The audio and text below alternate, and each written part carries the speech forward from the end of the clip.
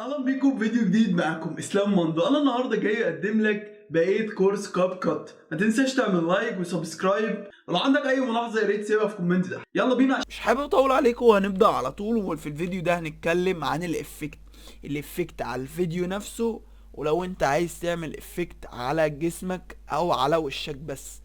وهنتكلم عن الانتقالات. الفيديو ده مهم، ما تنساش تعمل لايك وسبسكرايب زي ما قلت لك.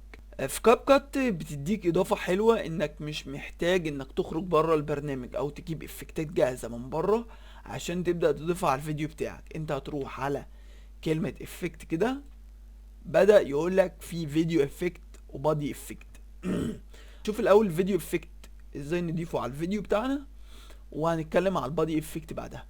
هو مصنف لك في الفيديو افكت حاجات كتير، تمام؟ تقدر تختار ما بينهم لو في حاجة مناسبة معاه. الكلام دوت عايز تضيف رعد مثلا، انا عايز اضيف رعد، بروح عامل ازاي؟ ماسكه وروح شده زي الستيكر، وزي ما اتعلمنا في الفيديوهات اللي فاتت اهوت. بدأ يضيف لي الرعد والبرق على الفيديو، والإفكت بدأ يظهر على الفيديو.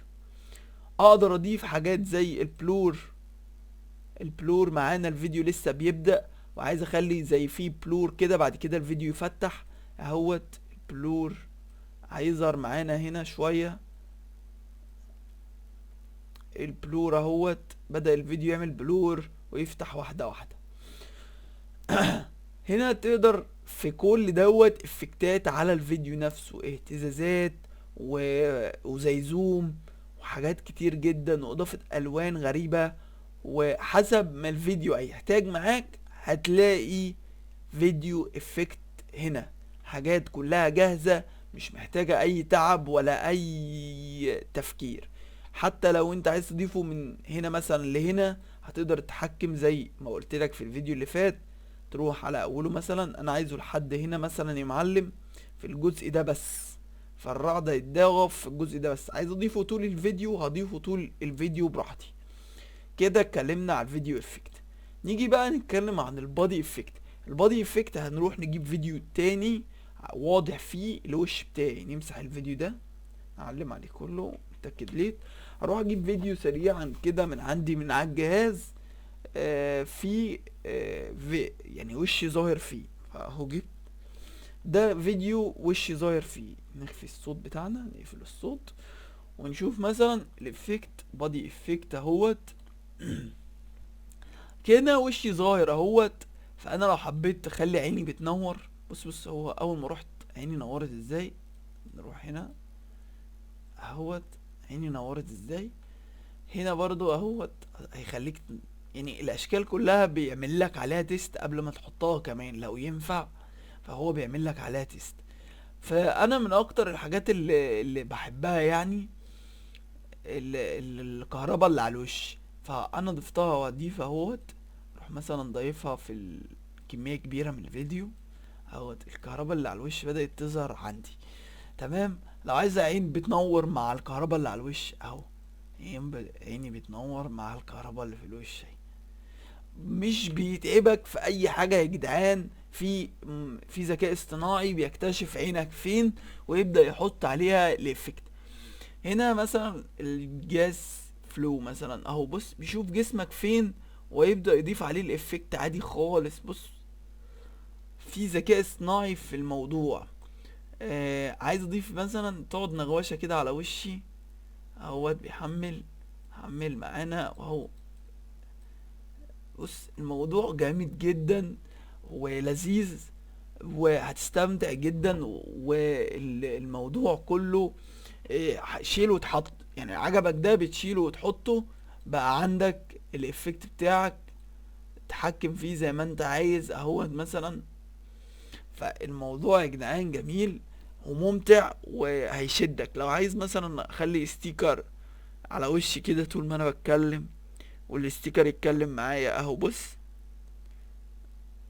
فالموضوع لذيذ جدا، هتستمتع. لو بدأت تبص في سوبر باور وفريم وجلو لاينز، في حاجات كتير قوي لو بدأت تستخدمها هتعجبك جدا.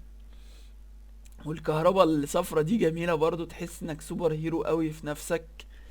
لو انت بتعمل فيديوهات كوميدي وبتعمل فيديوهات عايز تخلي اللي قدامك تشده، تبدأ تضيف الافكتات ديت عشان تشده وتخليه يكمل الفيديو لحد الاخر. ده بالنسبة للفيديو افكت والبادي افكت، سهل جدا، الموضوع مش جاهز ومش محتاج اي شرح. بالنسبة للترانزيشن هنعرف الترانزيشن وازاي نبدأ نضيف ترانزيشن على الفيديو بتاعنا.